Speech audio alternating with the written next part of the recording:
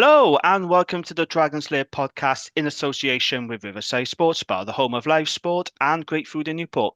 I'm Jamie and join me is Gavin Thomas and Gareth Clare. Hello, gentlemen. How are we? Very well, very well. All good, yeah. Happy to be on. Still no victory pod, Gareth? No.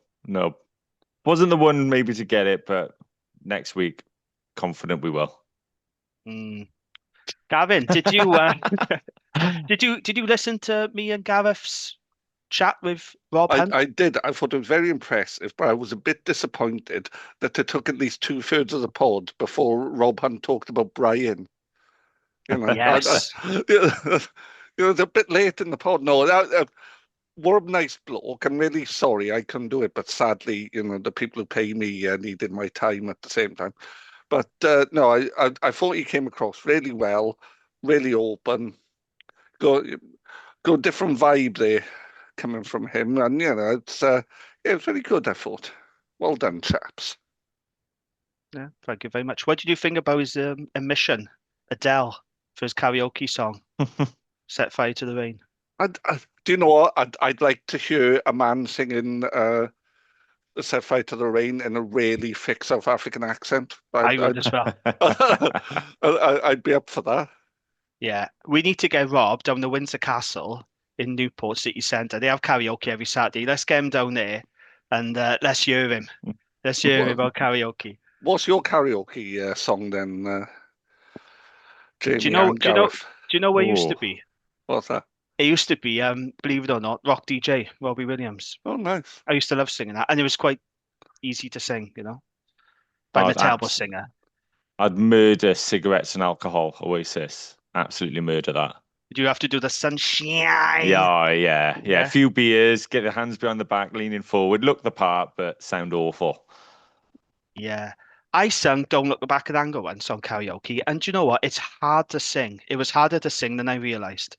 I did Go With the Flow by Queens of the Stone Age at my mate's wedding. Oh, that's quite nippy a song, which I favour Johnny Cash generally. Right, okay. Let's get straight into it then. So, Friday night, Dragons, they had a tough start to their URC campaign to Ulster in Belfast. No Welsh team has beaten Ulster away since the Scarlets back in 2016, and unfortunately, Ulster's winning home streak against the Welsh regions continues as they saw off a spirited Dragons team 42-21. Dragons were in dreamland after just 12 seconds when Ulster made a mess of the kickoff and Aaron Wainwright went over to silence the crowd. The quickest try scored in league history, by all accounts. But as always with the Dragons, it's the hope that kills you. And despite a battling performance, the familiar failings come back to haunt the Dragons. We had poor discipline, passive defence. We gifted Ulster some soft tries, and the Dragons were left ruin opportunities to come away with a bonus point or two. 3 tries scored and 2 disallowed. One of them, I think, on reflection, should have stood. But we'll talk about that in a minute. Gavin, let's start with you then. What did you make of that Dragons performance on Friday night? So let's see. Let's do checks and balances. Good things. Set piece. Yeah. Really impressed with Rob Hunt, friend of the pod, and friend of Adele. Really impressed with him, his work, and win as well. I thought a good set of props there. I thought going forward, Angus O'Brien looked dangerous. There was a bit more invention in the attack. There was a bit more physicality.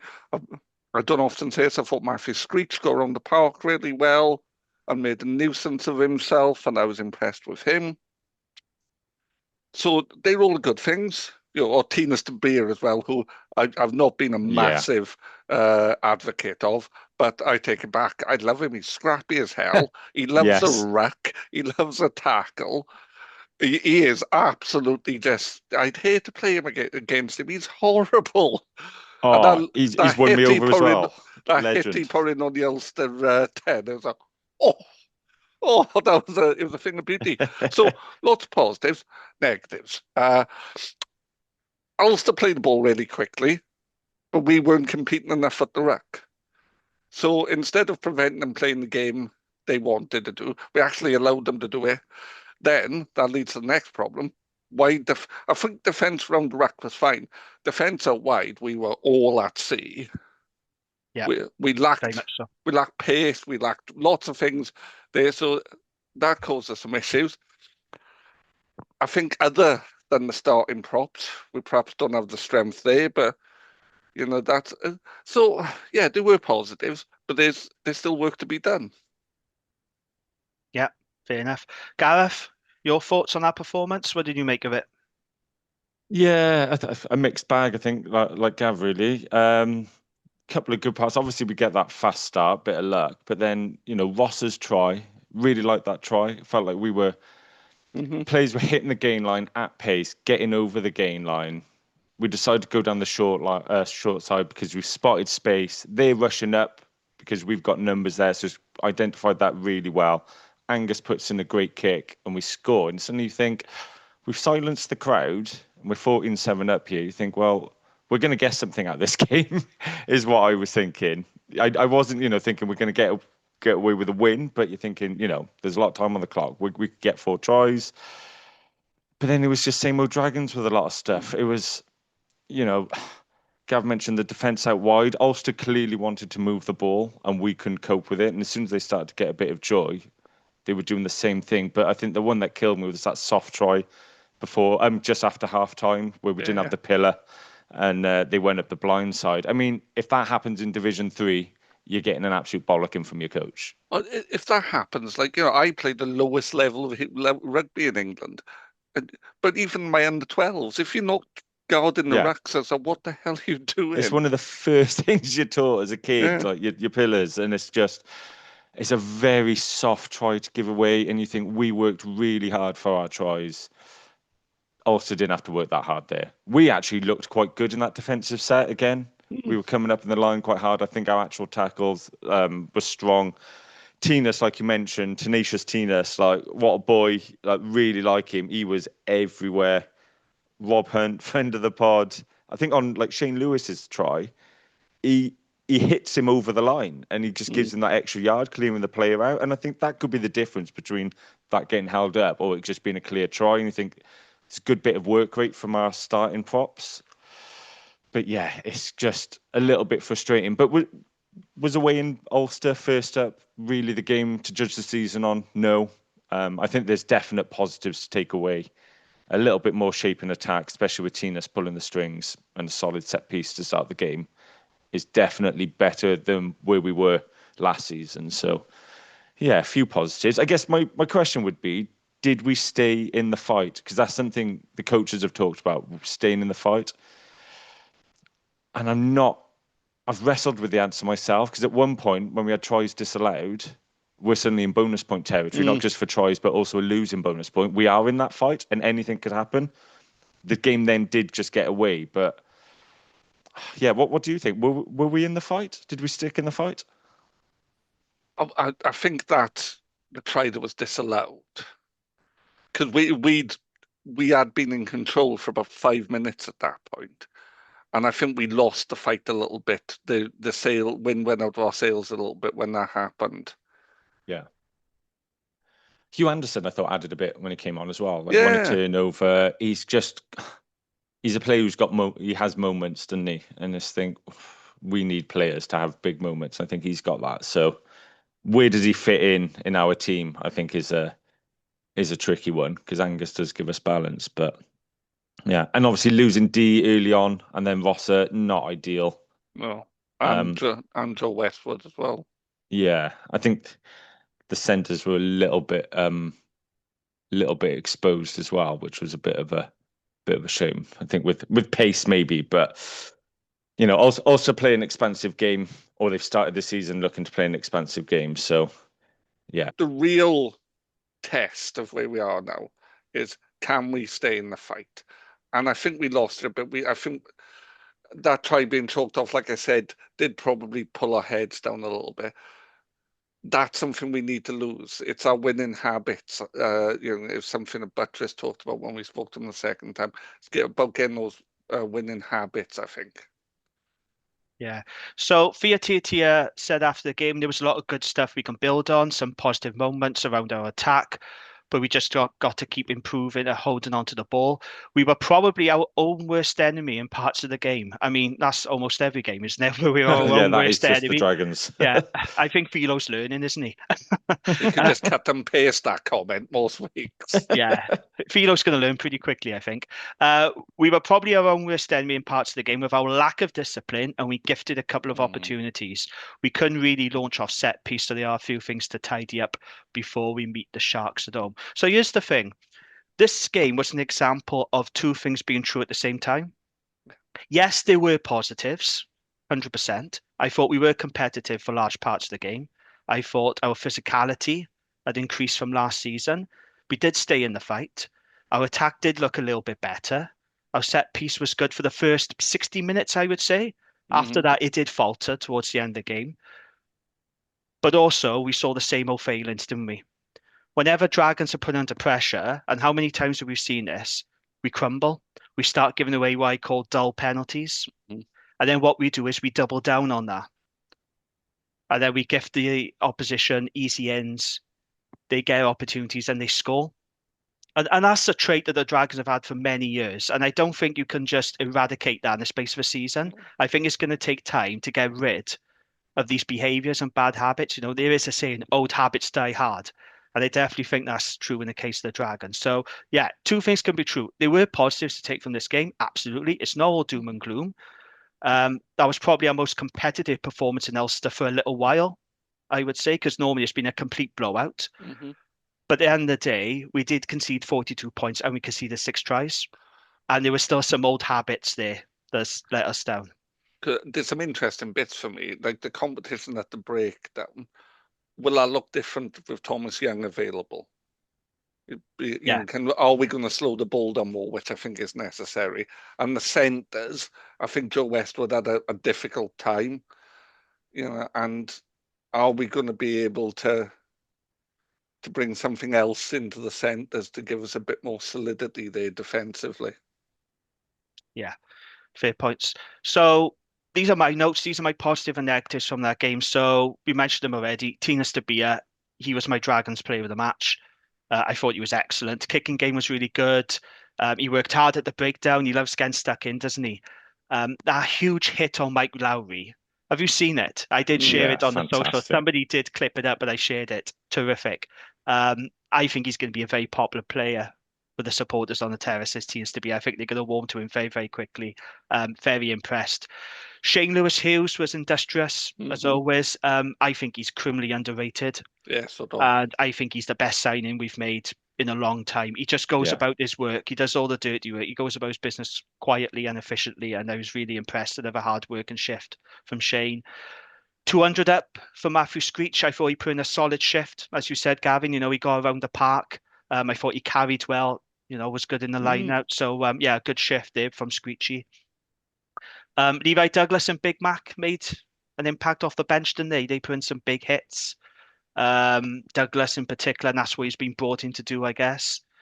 And we didn't completely fall apart, did we? Yes, we did wilter under the pressure, but that's what the Dragons do. But I've seen us completely fall apart and concede 50, 60 points. And that didn't happen. I did think that we stayed in the fight longer than what we normally do. So, like I said, there are definite positives to take from that game. In terms of the negatives, Elliot D going off after just 17 minutes with his arm in a makeshift sling. Didn't look good. He could be out for a little while. We do have some good depth for hooker, but that was a big problem. Then you had Still a big loss, isn't it? It is. Jared Rosser left the field after 24 minutes. I don't know what for. I didn't see him go off. I don't know what the issue was, but not great. 2 key players. Finney and EC replaced him. I'm going to need more convincing, I think. I wasn't overly impressed with what I saw. I know it's only one game and it'll take a while to bed in, but he looked a little bit slow to me. He was caught out in defence a few times, so I think I'm going to need a little bit more convincing on Finney and EC. Passive defence, poor discipline really hurt us. It was a very difficult night in particular for the centres. And Ivan Owen, we're huge fans of Ivan Owen on this pod, and he did work hard, but he did have some difficult moments. Unfortunately, it does have to be said, Joe Westwood had an absolutely wretched night in defence. And look, we know he's a player with a lot of potential, but he's also a player that, defense is an issue for him. It is the weakest area of his game. And if you're playing it outside centre, you're going to be exposed if your defense isn't up to it. So hopefully Joe will learn from that and he'll come back stronger. But it was a very, very difficult night for the centres, and particularly Joe Westwood. There was no hiding place for us there. No, and defensively, it's the hardest position on the field, 13. It is. Yeah. Because it's just wide open space. Yeah, absolutely. And I know it's only week 1, but I am concerned about the defence. The Dragons' tackle success rate was just 77%. That's too low. And look, I talked about it on the pod we did when we spoke about the Scarlets game. Our defence was poor against the Scarlets in pre-season, and I did say that all their tries were soft. And that was the case here out in Ulster. Yeah, they took their tries well, and some of their attack moves were pretty sharp, but they were soft tries being conceded. You got a defence coach, Dale McLeod, telling the media Dragons can make the playoffs this season. And it's like, well, I'd like to marry Sabrina Carpenter, but that's not going to happen either, is it? It's like, never mind reaching the playoffs. If we defend like we did on Friday night, we won't even reach 15th, let alone top 8. So they say defence is the easiest thing to fix, don't they, in rugby? And I am concerned about it because I think it needs fixing. It needed fixing from pre-season. Oh, yeah. And it needs fixing now because there were one-up tackles being missed, and we looked very vulnerable out wide, didn't we? Defensively, where every time we looked isolated, didn't we? Yeah, but it wasn't from line breaks where we then looked isolated. We looked isolated after 1 or 2 sort of quite static phases. Yeah, after 2 phases, the wide defence was, at one point, Anisi and Westwood were looking at each other as a Ulster player just ran through a gap, and yeah, you might not know whose responsibility it is, boys, but it is someone's responsibility. Yeah, I thought we were very vulnerable defensively when Ulster attacked through the wider channels, and that was a concern. And yeah, like I said, there were some big hits going on. We saw one from De Beer, Levi Douglas, and Big Mac putting some big individual hits when they came on. That's great. Like I said, I thought we stood up to Ulster physically, but our line speed was slow, and missing one-up tackles out in Ulster, you're going to get punished. Yeah, it's simple as that. You create space, don't you? And I think that combined with the fact we weren't slowing the ball enough down, that is partially why the wide defence was so at sea.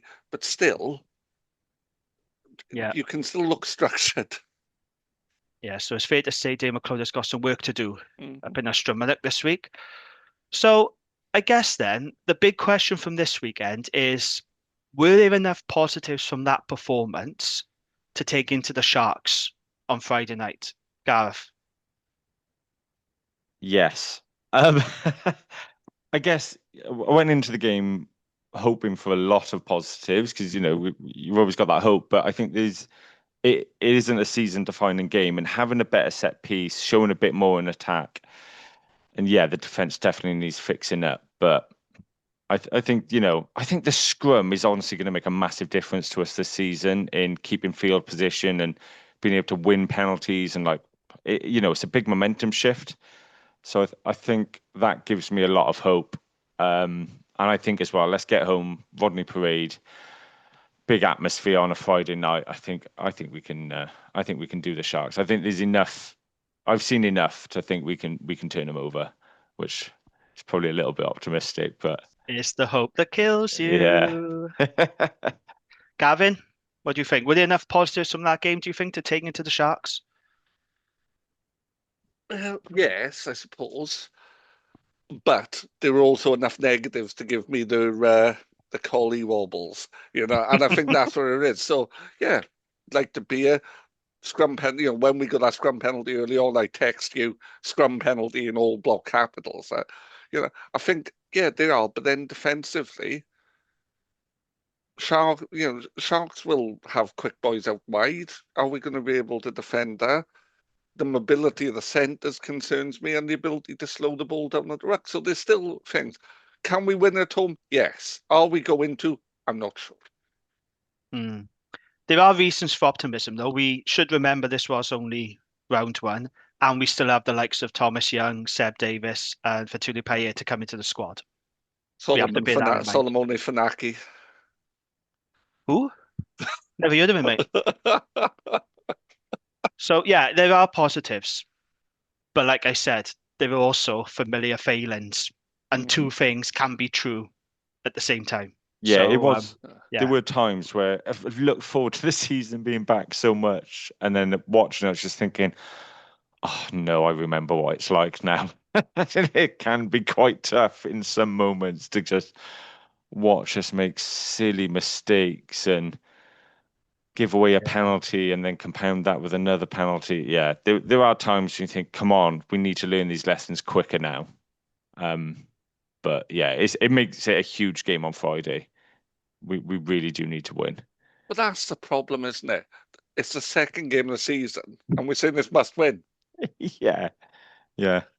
it You is know, though. I think it is, oh and no, I I'll totally explain why agree. later. Yeah, Yeah, I totally agree. But yeah. Watching the game on Premier Sports, Ian Madigan said, and I quote, "The scoreline slightly flatters Ulster." I actually agree with that. so do I. They were the better team, no Yeah, denying that, but I do think that scoreline doesn't quite reflect our efforts. Yeah. no, I would agree. Yeah, and And if you Steve, think, so you've watched us sometimes lose away by 40 plus points, and you think, they've butchered 3 or 4 more tries normally, and it could have been 60, 70. But yeah, I think, yeah, I agree with you guys there. It did flatter them a little bit.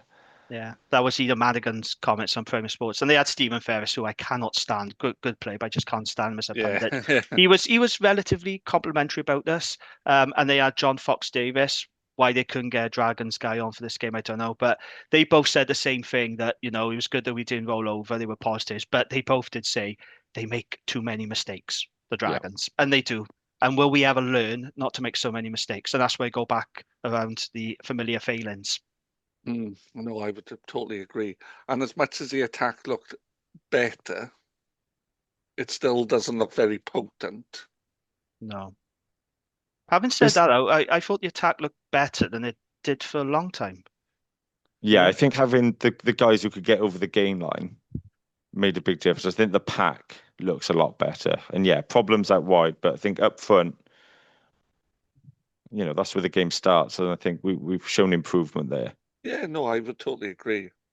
But we should have come away with a bonus point, maybe even two, because we had 2 tries disallowed. The first one, Wyn Jones, yeah, he didn't quite get over the line. There is a bit of controversy with the forward pass from Hugh Anderson. At the time I watched it live, I thought, yeah, that's just marginal. I watched it back this morning. Now I'm not so sure. I mean, the referee, Griffin Colby, he was very close to it, wasn't he? And straight away, he had no hesitation saying forward. But I've watched it back a couple of times now, and I think we were unlucky. I think we were very unlucky. I think another ref on another day might have given that. It was one of those decisions for me that literally could have, it was toss a coin and see what happened. Yeah. Because I can see why he called it forward, but I think it would have also been reasonable to say it wasn't forward.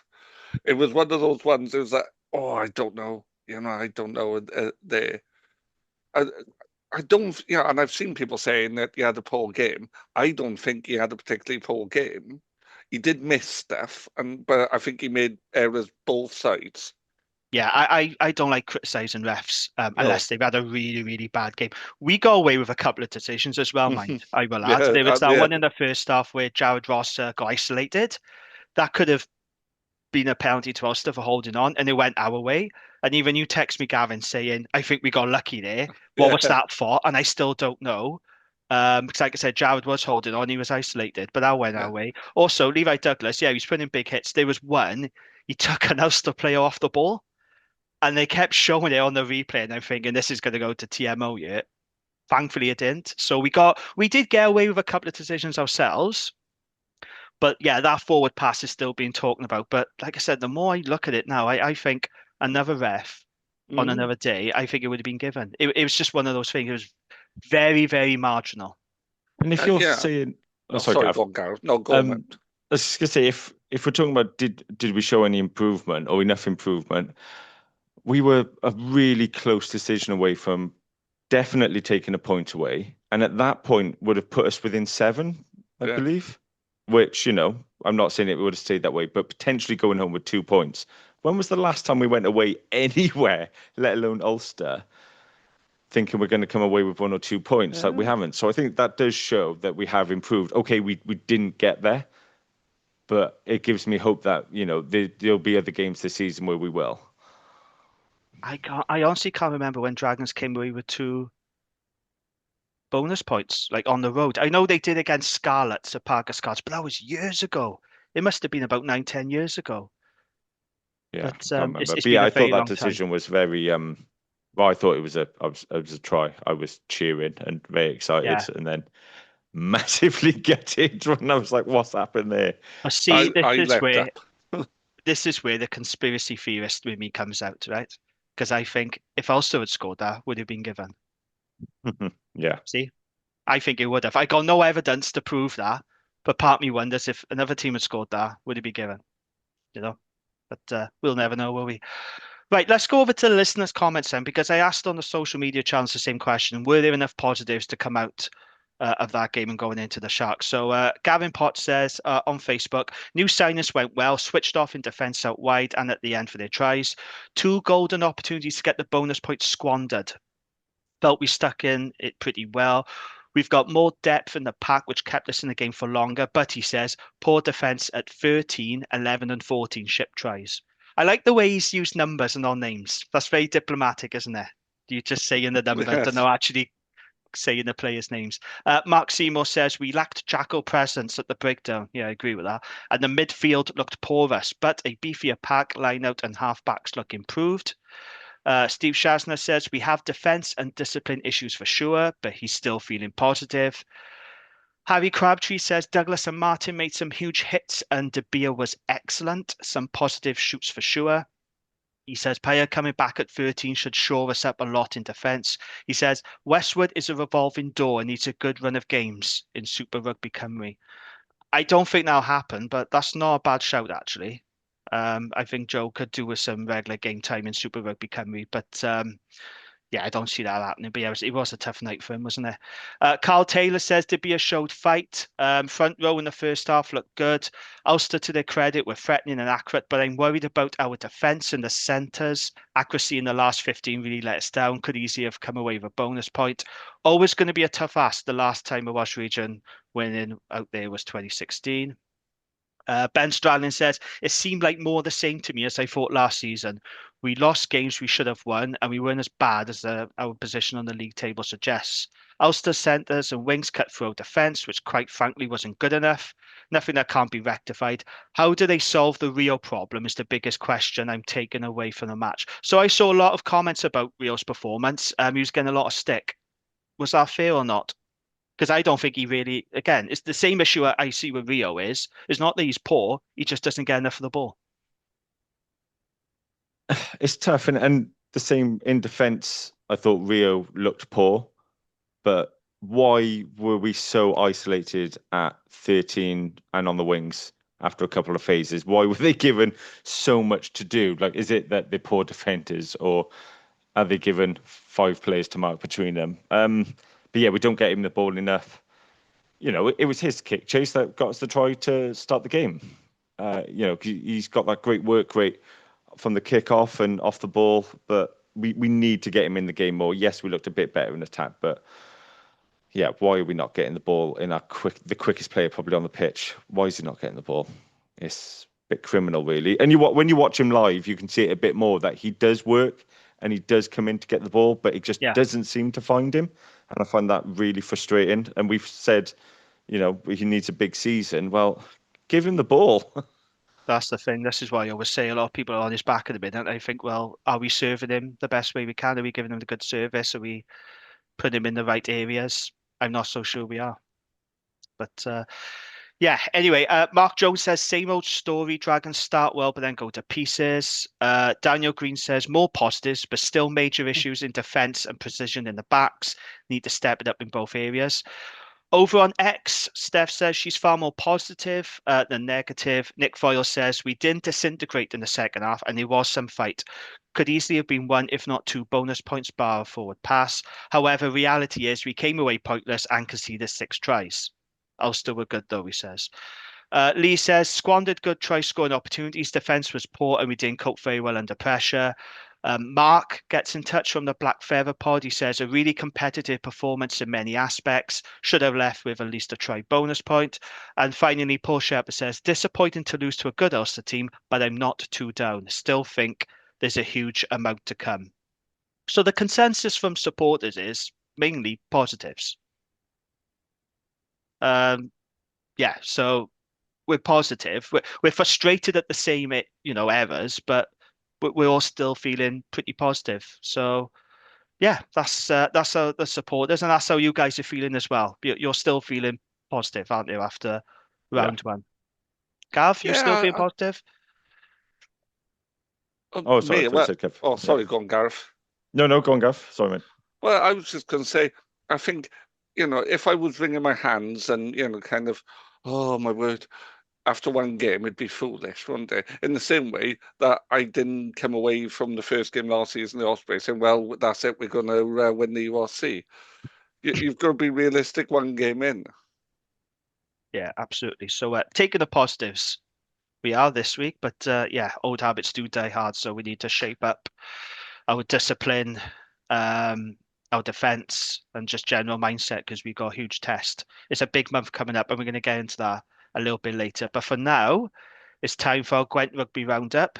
Gav, there were some shocking results this weekend, particularly in Super Rugby Cymru. Do you want to go through it with us? Well, yeah, absolutely. Let me take you to the Cineglass Community Stadium at Eugene I knew Cross you'd Park. start there first. I knew you'd start there first. In the jewel of Gwent, Ebervale, where Ebervale beat Cardiff 60 points to 20 to maintain the unbeaten start to the SRC. Sadly, the other Gwent sides weren't as successful. Carmarthen Quins beating Pontypool 24 points to 12, and SRC champions Newport losing 40 points to 42 at home to Swansea.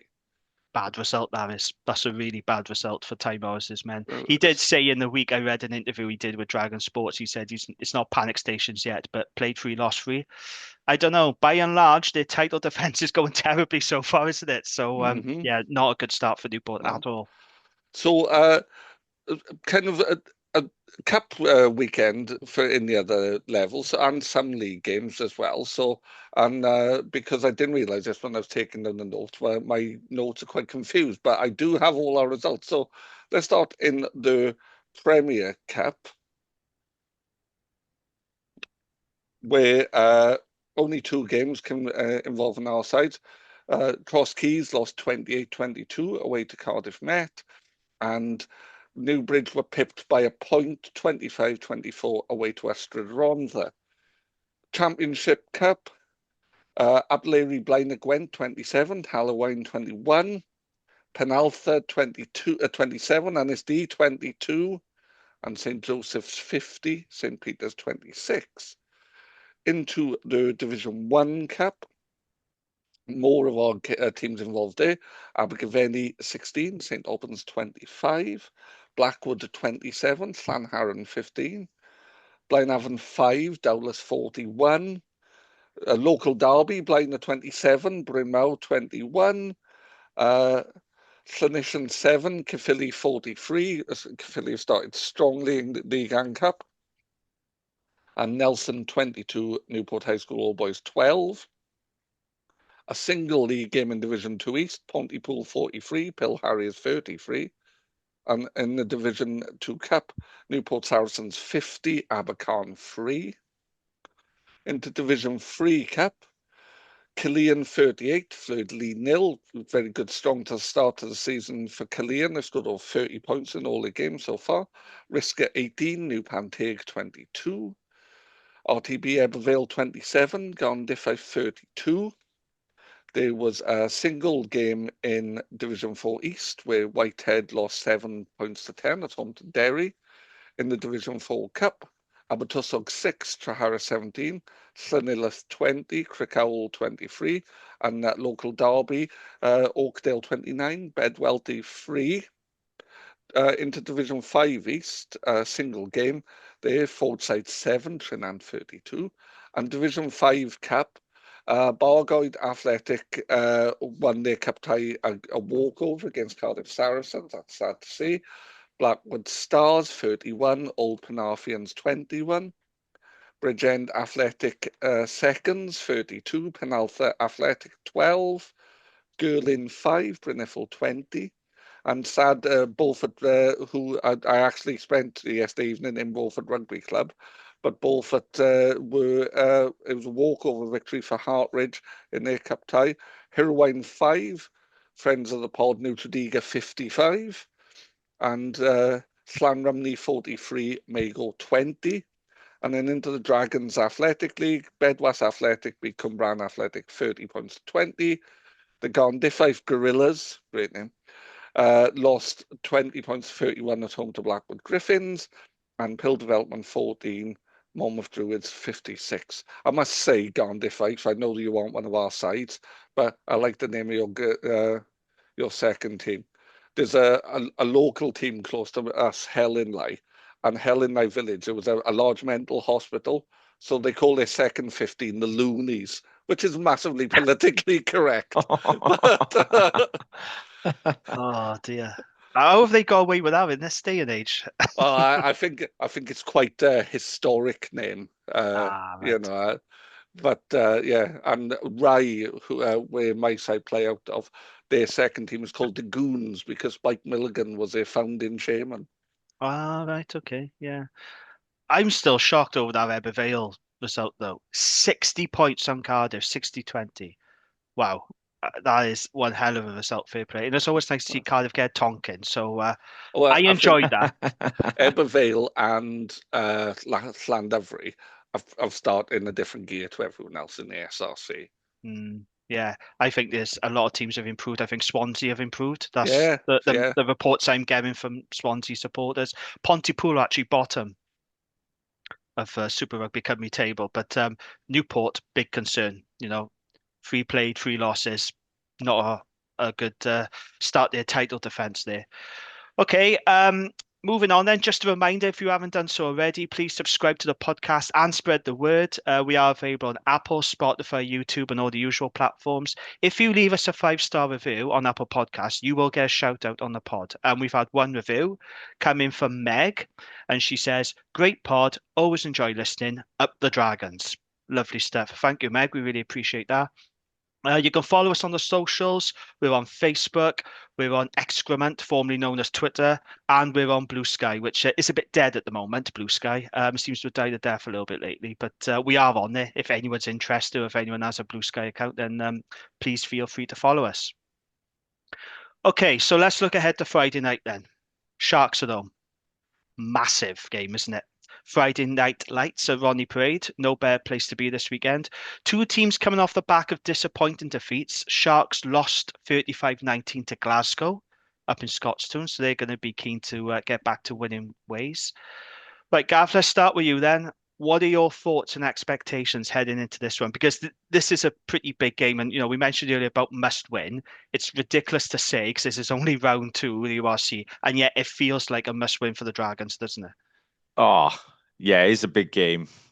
Buzzing for it, to be honest. Like Friday night, like you said, at the Dragons. There's nothing better than Friday night at Rodney Parade for me. First home game of the season. I'm hoping we get a good crowd.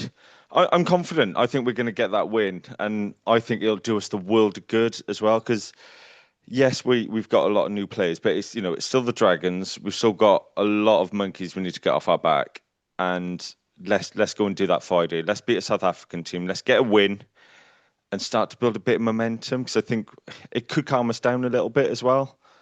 I think it'll do us the world of good. I really think we've got the players in that squad to do it. It'll be interesting to see what happens with a couple of the injuries. Obviously, I imagine Brodie comes in for D, but who's going to get bumped up onto the bench? And what we do out wide, is Paye available to come in at 13, or is he going to be maybe eased in off the bench? But yeah, I think we've got enough quality. I'm looking forward to watching Tenacious Tinas live. I think, I wasn't overly thrilled with him signing, but yeah, massively warm to him. And I think what you said earlier about him being a crowd favourite is spot on. So yeah, just let's put in a good performance and just get over the line, get the win.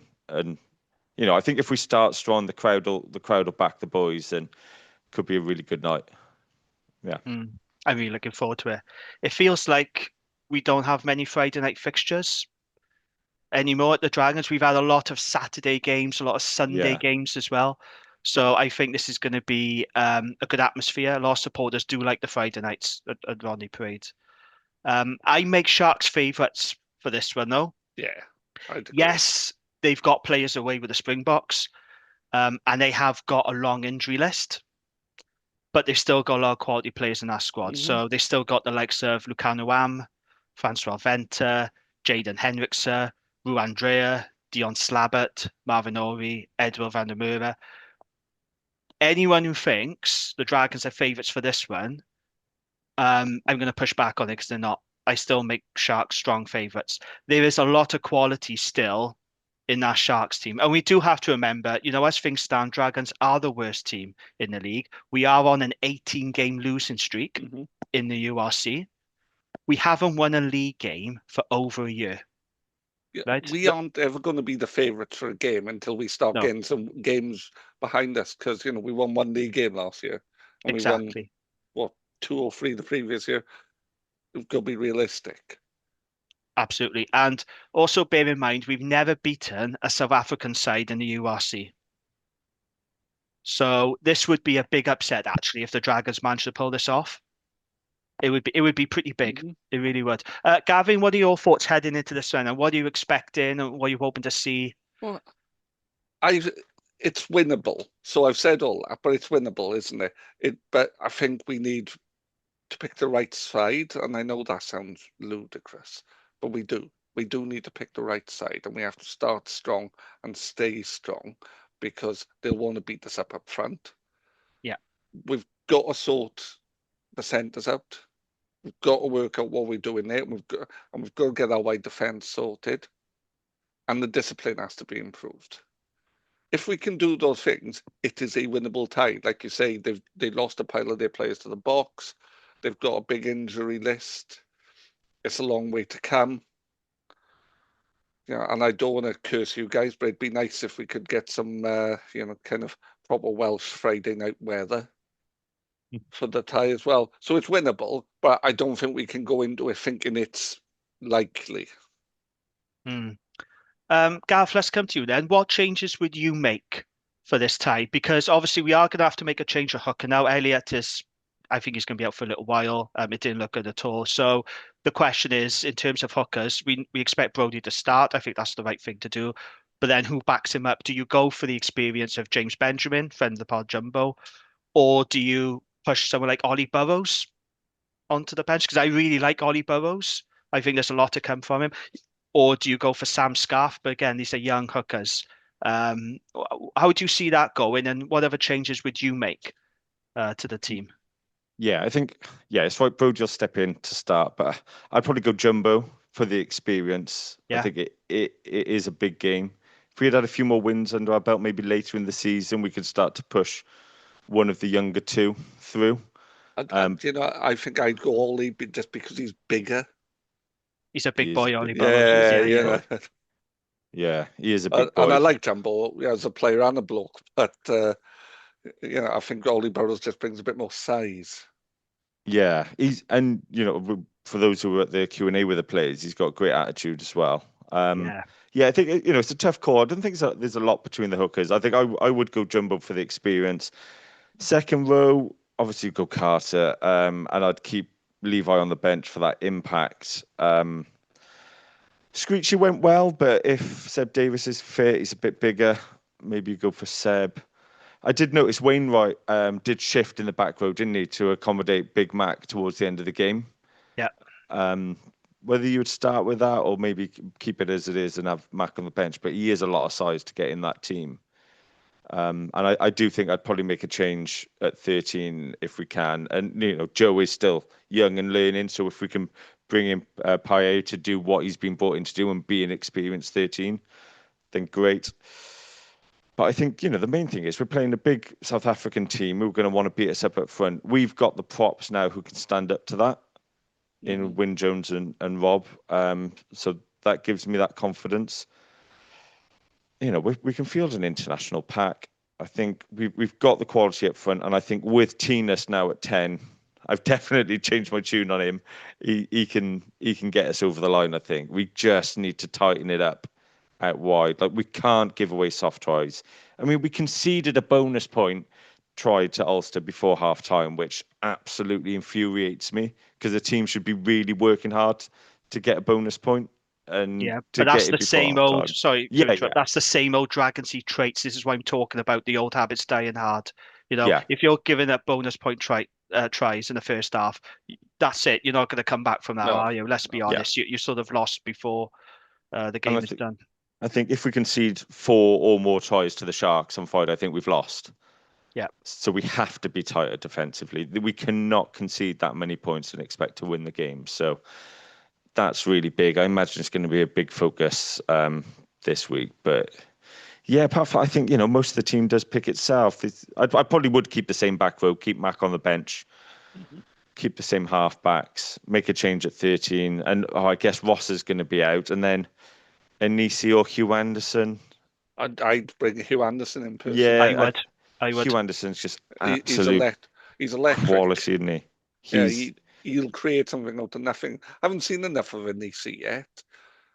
Yeah, So, that's it. He's been brought in. Does he need his chance as well? And it's tough because Hugh Anderson does offer so much. And it's like O'Brien at 15 offers us balance and a kicking game, but he's not electrically quick and he's not powerful. But he has got the kicking game, which maybe we do lack in the back three with Rio and Rosser. That we do lack players who can kick the ball. I don't think Ross is a bad kicker of the ball. I think he's all right, but without him, I don't think Rio's kicking game is as strong. No, that's not his strength. That's not his No. game, Rio. That's kicking is not. Yeah, I think I would that's go fine. Anderson though. Yeah, I'd agree with you, Gav. I'd go Anderson on the wing. He's got that bit of stardust, doesn't he?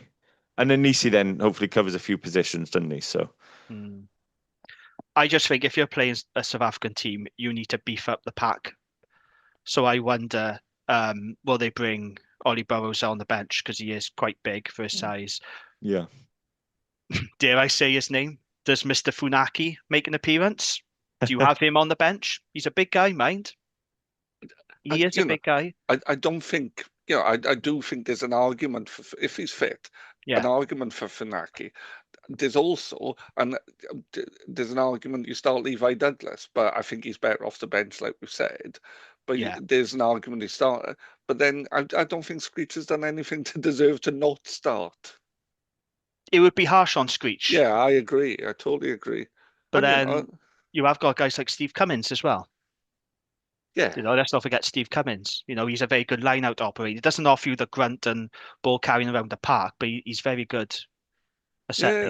We've got options there. When everyone's fit, we do have options there. But I think I probably agree with you. I would try to prevent them getting a head of steam on early in the game. Yeah, absolutely. I think we can safely say, or is it too early? But when I look at the props, Wyn Jones, for me, starts. A tight head, I would say Rob Hunt is our best scrummaging tight head, so he has to start. So then you're left with Dylan Lewis and Chris Coleman. Now, I don't know if Chris is 100% fit or not. I've seen some people saying he's not fit, or whether he just wasn't considered for selection, tactically or whatever. But there was a drop-off when Martinez and Dylan Lewis came off the bench, mind, in our scrum. There was a noticeable drop-off. So I just wondered, do you bring Rhodri Jones in for this one? Or do you stick with Martinez? I don't know. It's actually good to have some selection headaches, isn't it? Because that's not normally. We haven't got the luxury of having these headaches. We didn't talk about this that much last season, did we? No, because the team was picking itself. It was more scrambling who's available. I'd keep Dylan on the bench because I think he's got that. He is a threat at the breakdown, and without Thomas Young, we do seem to lack that, like you guys mentioned against Ulster. And do you change the loose head? I'm not sure if there's a massive difference scrummaging wise with Martinez or Rhodri, to be honest. Rhodri probably a little bit better around the park. But again, good competition to have, I guess. But Wyn Jones absolutely nailed on. The Dragons have been very coy about the fitness of Thomas Young and Seb Davis. And look, I don't expect the full medical report because it's not our business, but I would like to have some idea of when you're going to be back. Yeah. I think fans deserve that at least, just to say, look, he's out for a couple of weeks, he'll be back so and so, but we haven't had that yet. So it's a little bit frustrating because we don't know if Seb's going to be fit. We don't know if Thomas Young's going to be fit. And I'd like to know. Do you know what I mean? I would like to know. Look, October is a massive month for the Dragons, right? And this is why this game is a must win. So I think this is, for me, similar to last season, right? Last year. October's either going to make or break our season. Mm-hmm. So we host the Sharks on Friday, 3rd of October. That's a must-win game. We've already said that.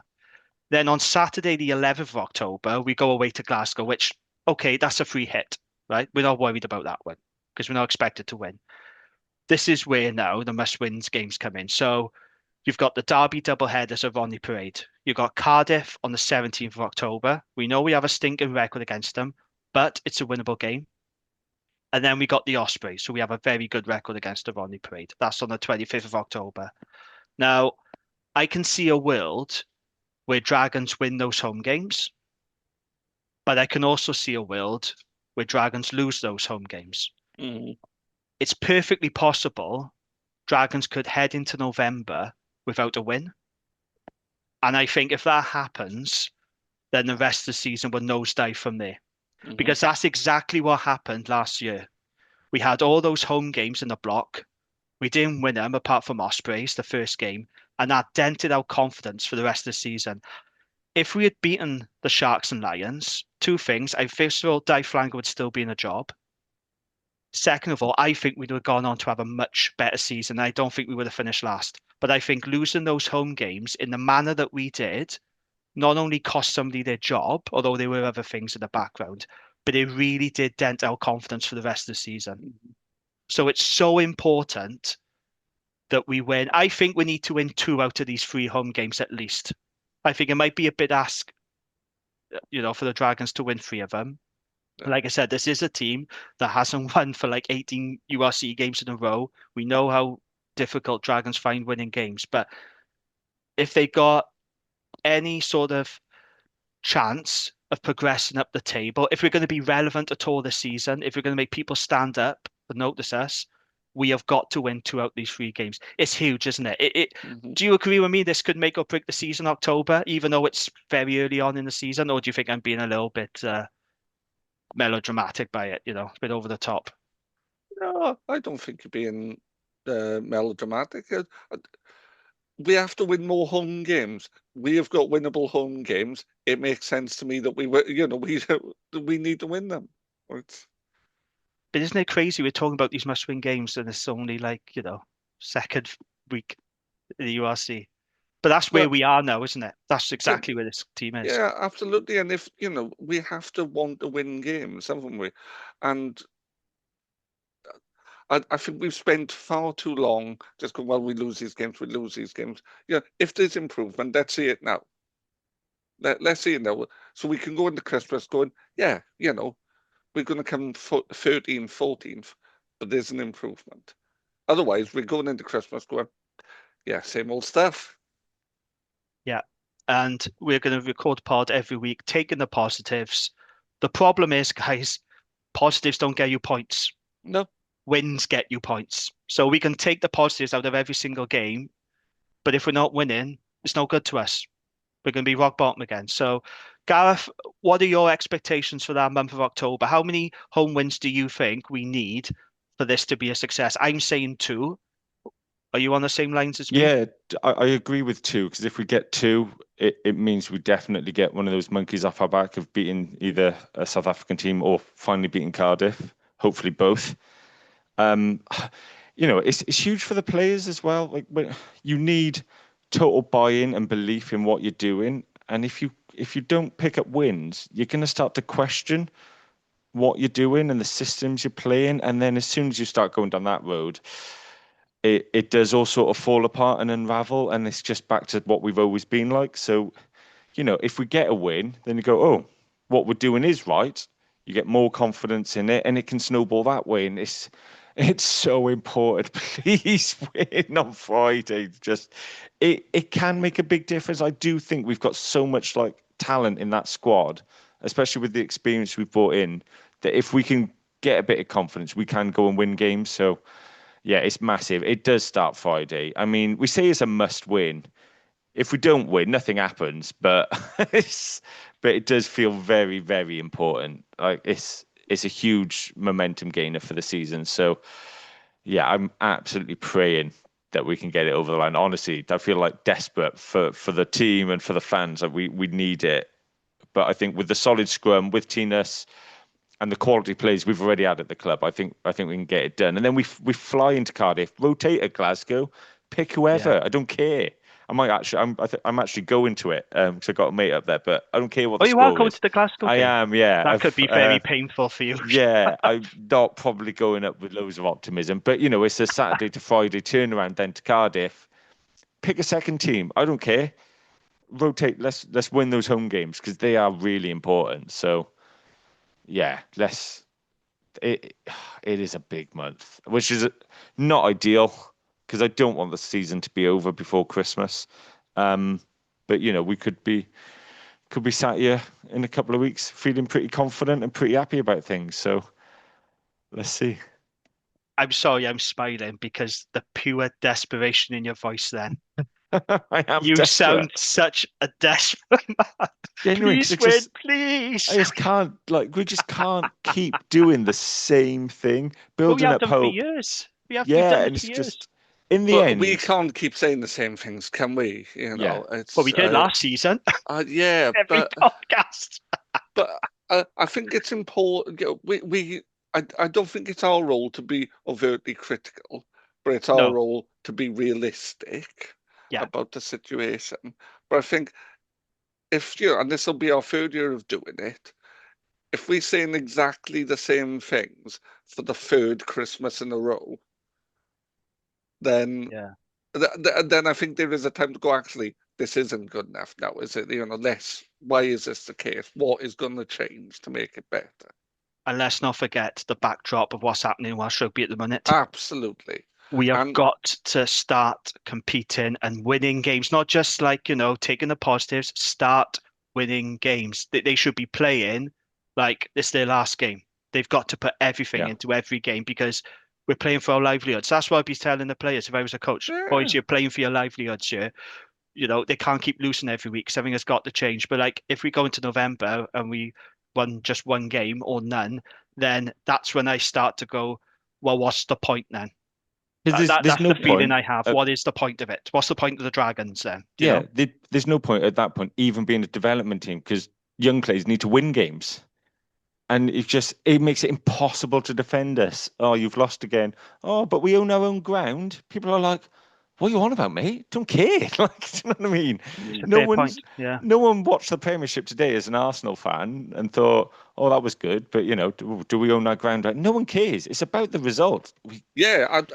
And this is a key thing, isn't it? Yeah, the best game of rugby I ever played in was a school game. There was a terrible game of rugby. We only scored one try, but we won against a team we weren't expecting to. Everything. I no one thought, oh, it was a terrible try, but we won, and people want to win. And I would take 4 jammy last-minute wins over, oh, well, you know, this looked better or this looked better for an entire season. I don't care how we play. I'm not interested in playing sexy, attractive rugby. I just want to win. I don't care if it was 3-0, if it was ugly, turgid. I wouldn't care if we don't look totally convincing as long as we win because we are in the results business. And like I said, in the backdrop of Welsh rugby, we have everything going on. The fact of the matter is Dragons have to start winning. As simple as that. Well, we won't look convincing even if we do win, but it's, you know, fake it till you make it. Let's just get it over the line, isn't it? I can't envisage us ever looking convincing getting these wins. They're tough games, but yeah, just to quote some other coach, find a way. Mm-hmm. Yeah. And I know I said it a few times now, but I always think about what David Buttress told us on that pod. What right do we have to exist if we win just 2-3 games a season? And let's not forget that came from the co-owner. What right do we have to exist if we only win 2 or 3 games a season? And he's spot on. Yeah. He absolutely is. You're desperate, man, Gav. I'm desperate. So it's my birthday this weekend. I'm going to the Dragons game on Friday. I'm going to see Newport County on Saturday. Oh dear me. Yeah, it's not looking good. Swindon a second. We're hovering above the relegation zone. We're equal on points, actually. It could be a really good weekend for me. It could also be a thoroughly miserable one. I would love to wake up on Saturday morning on my birthday knowing we've won a game.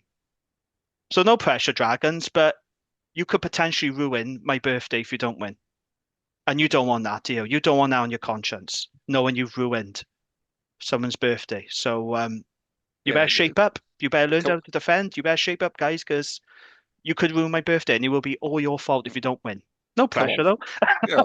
Come on, Philo. Jamie puts a lot of effort into this pod, being a voice for the club, and all he wants is a win against South African team. So I just want to win. Listen to Gareth. He's a man on the edge tonight. Did you hear the desperation in his voice?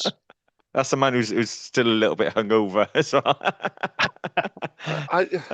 I just think now two things can exist at once, but ultimately, sports teams have to win games occasionally. Occasionally, it does help. Yeah, it's just so much comes from winning, like confidence to the players, which means we can go on and win another game. It makes it easier for me to say to someone, "Do you want to come watch the Dragons next week?" Oh, is it any good? Yeah, it is actually. We won last time. Like, do you know what I mean? Otherwise, it's like, oh, do they ever win? Oh, well, not really. Well, why are we going? I don't know. It's why are we going? Because it's nice to drink beer in a cold, rusty terrace. Yeah, which I will be joining you to do for the Connacht game. So you know, hopefully we'll be winning more games by then. I'm really looking forward to. You are coming down child-free now, Gavin. Just I am coming down child-free. Yes, get to spend time with my Gavin. Excellent. I can't wait. My son is outraged that I'm going to watch rugby without him. Good. I get you all to myself. I'm happy. We are going to watch Wales England together. So you know, it's. I don't know if that's a good thing. Yeah. Okay. Fair enough. Right. Let's wrap this up. Come on. Let's put our necks on the block. Predictions. Gavin. Dragons win, yes or no? Sharks by 3. Oh, come off it. Oh, I honestly thought you were going to tip the Dragons to win then after all that. And the promise to over-deliver. Gareth? Dragons by 8. By 8? By 8. Okay. Do I trust the Dragons to sort out their defensive issues? I don't think you do, Jamie. Do I trust the Dragons with their discipline? Do I trust them full stop? The answer is no, I don't. And yet I'm going to predict Dragons to win. Come on. Because I think we need some positivity. You are right, we do need some positivity, but we also need some wins. And I think we need to win this game. I know we need to win a game, but I think this is such a big game. If we don't win this one, then I'm going to start to feel same old Dragons. You are right. You're absolutely right. And it's Friday night at Rodney Parade. Supporters love Friday night games. They constantly moan, "Oh, I can't go on the Saturday because I watch my club." Well, you haven't got that excuse now. Get down Rodney Parade, show our support. We need to make it uncomfortable for the Sharks, don't we? We need to make it a hostile place, make it uncomfortable for them. Like it used to be. Do you know what, Jim? Yeah. That is spot on. And like Saturdays and Sunday games, great for the families, but Friday night games, it's awesome on the terrace. And people say like, "Oh, I like going to Rodney Parade because it's hostile and all that." Well, remember, if you're in the crowd, you are one of the people who can be hostile. Just give them some pelters, cheer on the Dragons, abuse the Sharks, all within, rugby values, obviously. Rugby values. Hashtag rugby values. Don't just wait for somebody else to give them some stick. Get into them. Let's make it hostile. And, and then it's up to the players to deliver, but we'll do our bit. Are we talking Ryder Cup levels of hostility, though, Gareth? Or, That was quite something, wasn't it? Yeah. Yeah, Dear probably me. a couple of levels up from that, actually, Jamie. Gav in Newport. Yeah, we get a lot worse. Yeah, absolutely. So I don't want to sound cringy about this, but get down to Ronnie Parade and show your support, because the reality is we don't Yes. know how long we got left. We don't. No. And I think now's the time to come out, show your support. I know it's a hell of a slog watching the Dragons, but we need everyone now to get behind the team, because I do think Ronnie Parade, it's not going to sell out, unfortunately, but a hostile, busy Ronnie Parade with a crowd behind them, there is no better place on a Friday night. There isn't. And it I've makes had a some wonderful difference. nights. It does make a It huge does difference. make The you players feed hear off it. ex-players talk and they say, "Oh, yeah, it is hard going to, the crowd are on your back, they're abusing you." Dylan Lewis, I think, is quite happy now to have us on his side. Yeah, he did say that, didn't he, about the Yeah. abuse he got. But that's how it should be. Like, obviously not, we don't want to cross the line, but we No, should no. make players feel uncomfortable. That's what Yeah, used to happen. It happened in Newport in the olden days for a regional, and it used to happen in the early Dragons days as well. I think he was asked what songs do they sing at Ronnie Parade, and he said Eeyore, Eeyore. It's let's make that noise. Let's make it tough for oppositions. If it gives us a 1% advantage, well, the game's probably going to be pretty close. So let's get that 1%. And the Sharks, it'll be different for them, won't it? Because they used to playing in these, in front of 12 people in massive stadiums. To be fair, the Sharks crowds tend to be bigger. But when you go to the other South African side, the Lions in particular, yeah. Oh yeah, 19 people in the stadium that could hold 50,000. Yeah. But that pressure will make a difference, and if it's cold and it's wet, even better. Have we checked the weather forecast? Hang on, let me have a. Yeah, it's raining. Are you just assuming that because it's October in Wales? Well, I'm on the Met Office app, and it says it's dry here. Friday, according to the BBC, there is light rain and a moderate breeze. That's okay. That's fine. A 50% chance of rain at 7 o'clock and a 55% chance at 8. Yeah, that's okay. Yeah, I'm really looking forward to it. Is there any weather that favours us? We lose in all conditions. It doesn't really matter, does it? But I think Sharks being where they are, they have less of that weather. There's some South African clubs, rain's not an issue for because they get it all the time. But the Sharks, they're on that coast. It's warmer. It's a bit more subtropical there than there is other bits of South Africa. But no one should like coming to Ronnie Parade. No. No one should like, on a cold Friday night, do these players want it? And we're going to find out. But nobody should want to come to Ronnie Parade. We should make it uncomfortable and hostile for them as much as possible. It's like the wet Wednesday night in Stoke argument, isn't it? Yeah. But I'm really looking forward to it. Hopefully it'll be a good crowd down there and a good atmosphere. Come on, the Dragons, please. Just give us a victory pod. You haven't done that for a while, and we're not including preseason. No, we're not, because it's not a competitive game. So you don't get the hook, Dragons. You need to give us a proper win in the URC, please. Me and Gavin on the edge. Never had a victory pod. Well, this is where I'm starting to think, and I've said this before, I think you're the jinx. I think you're the problem, yeah? Because since you come on board, we haven't won a fucking Mate, game. if I'm I'd happily step aside if you give us wins. Anything. If you wasn't available 1 week, though, and we did win, we will have to have with the Newcastle game. He wasn't available for the Newcastle game. Oh, he did. We won. It'd be awkward. Getting a bit awkward now. That's true. You wasn't on the pod when we beat Newcastle. No. Right. Okay. If we don't beat the Sharks, I'm not going to come on the one after the Cardiff game because then we might win. And if we do beat Cardiff, I'll probably be dead because I'll be funneling so much beer into myself celebrating. I completely forgot you wasn't on for the Newcastle win. I think we're going to have a talk, Gareth, off the pod about your future on this podcast.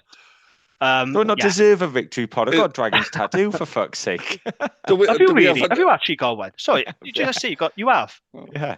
Why? Well, it's the fleur de lis, so it's only a little. It's Oh, not like right. the Dragon's badge, but I I got was a going to little say, fleur you de have lis to for the get that Dragons. removed if we get cut, mind. Yeah, I know. Do you know what? I thought, for fuck's sake. And I'm glad I waited until we changed badge as well, because I thought that would have been fucking good as well.